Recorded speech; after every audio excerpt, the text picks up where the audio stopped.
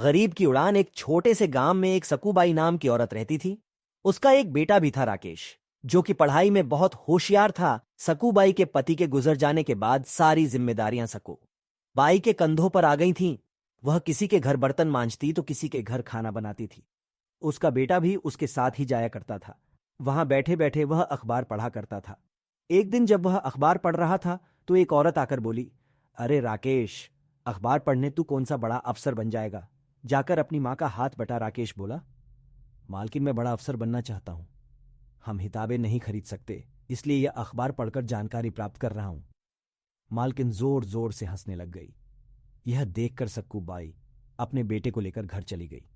उसके बाद उसने शादियों में रोटी बनाने का काम शुरू कर दिया।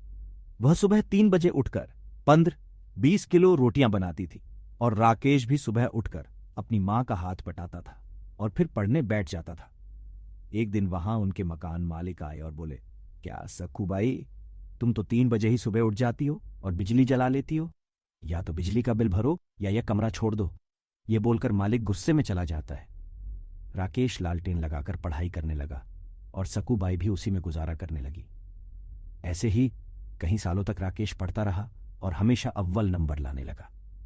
राकेश की लगन देखकर उसके गुरुजी ने उसे दिल्ली जाने की सलाह दी और खर्चा भी खुद उठाने की जिम्मेदारी ली। वह दिल्ली जाकर पढ़ाई करने लगा। एक दिन जब वह परीक्षा देने जा रहा होता है तब उसे एक गाड़ी टक्कर मार जाती है। उसके सर पे और बाएं हाथ पर चोट लग जाती है। वह दाएं हाथ से लिखने का निर्णय लेता है। वह अपने पूरे साल को बर्बाद होने से बचाकर परीक्षा देने के लिए निकलता है।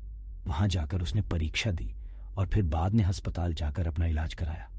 राजेश ने वहां भी अपनी पढ़ाई जारी रखी और इंटरव्यू दिया।